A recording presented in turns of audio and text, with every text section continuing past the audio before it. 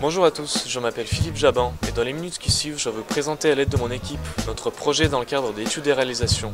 Ce projet consiste à fabriquer un robot capable de suivre un parcours rempli d'obstacles comme des cailloux, des tornades, des bananes ou d'embuscades, d'extraterrestres ou encore des chats géants. Bref, il va devoir survivre l'apocalypse. En réalité, ce parcours se résume à ligne blanche de 19 mm avec des virages et des raccourcis. Notre but, c'est de pouvoir participer au concours Gamel Trophy et de le gagner. Il aura lieu en fin de semestre dans l'établissement et dont les règles sont très simples. Chaque robot doit parcourir un chemin en moins de temps possible sans faire tomber une barre qui est placée en fond de course. Les hors-pistes et la chute de la barre vont entraîner des points de pénalité.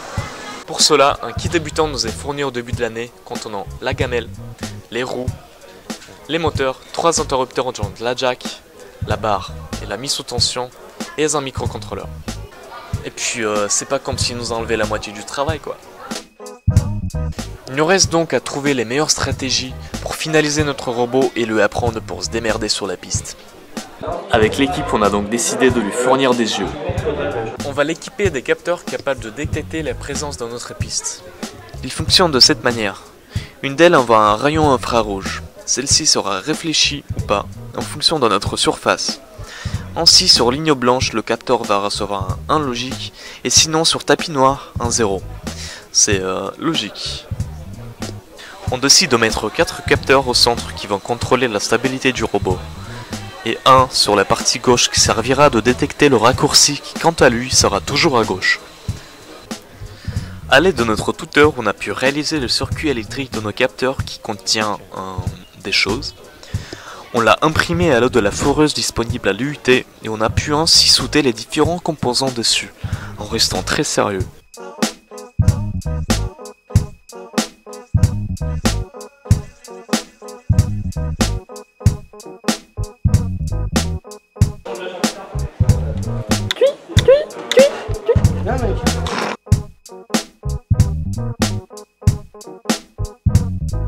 On imprime aussi une carte hacheur qui servira de réguler la vitesse des moteurs.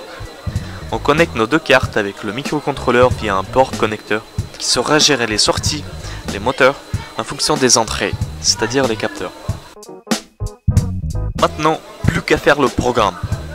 Après des heures et des heures à avoir passé à regarder l'écran, on s'est motivé enfin d'écrire des chiffres et des lettres et de les transférer vers le microcontrôleur via un câble USB.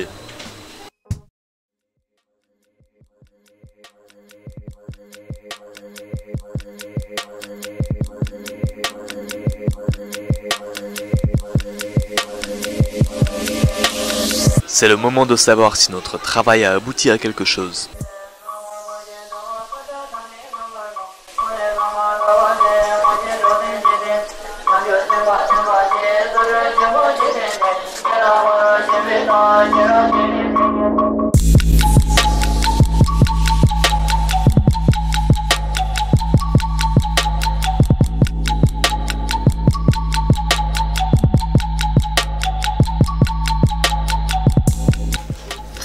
Merci pour nous avoir écoutés. Méfiez-vous.